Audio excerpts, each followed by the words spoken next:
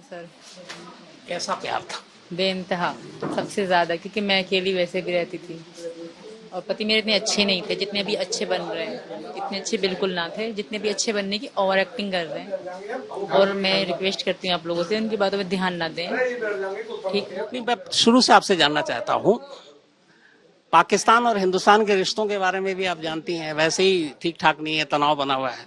और ऐसे में एक सीमा नाम की 28 साल की एक लड़की या औरत कहूं, अपने 4 बच्चों को लेकर एक अनजान देश में यूं ही चली आती है बिना वीजा के। तो इतना बड़ा जोखिम आपने लिया?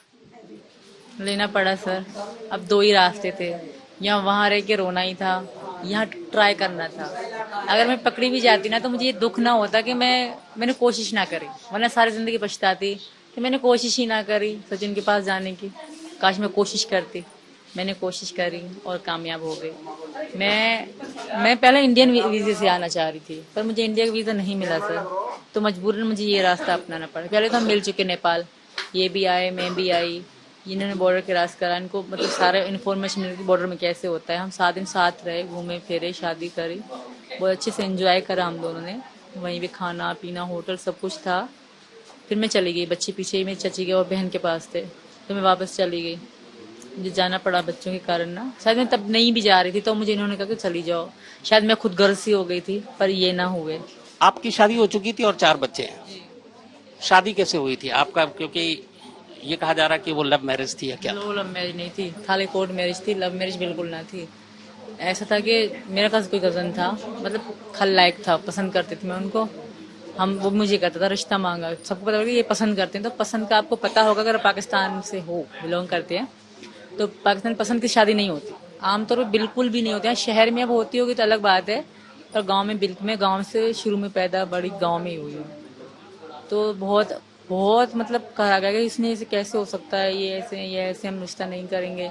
तो मेरी इसी कारण मेरे पापा ने मेरी इनसे हैदर से मैरिज करा दी, कागजी। मेरे मामा राजी ना थे।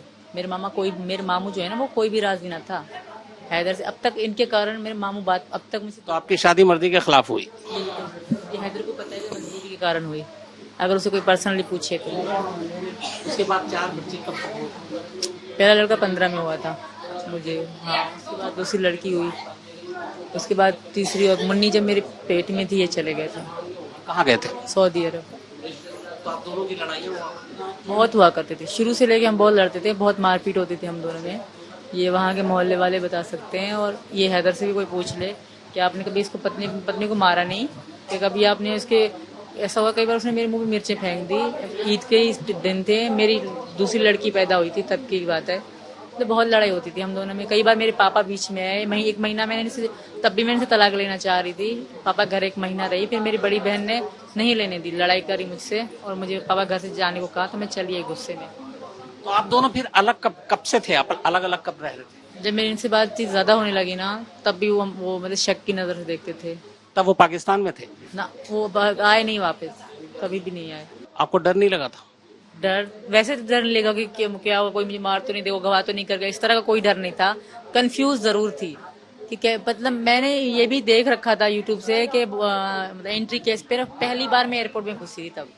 सोशल मीडिया पे बहुत सारे लोग धोखा देते हैं, तो आप तो पबजी के जरिए सोशल मीडिया पे मिले, आपको लगा नहीं जिस लड़के से, अनजान लड़के जिसको देखा नहीं, हिंदुस्तान से है वो, और उससे मिलने जा रही, तो आपको डर नहीं लगा था इस बात का? धोखा हो सकता है? मुझे डर नहीं लगा, मुझे इन पर बहुत विश्वास था, और मैं खुद को बहुत मजबूत समझती हूँ।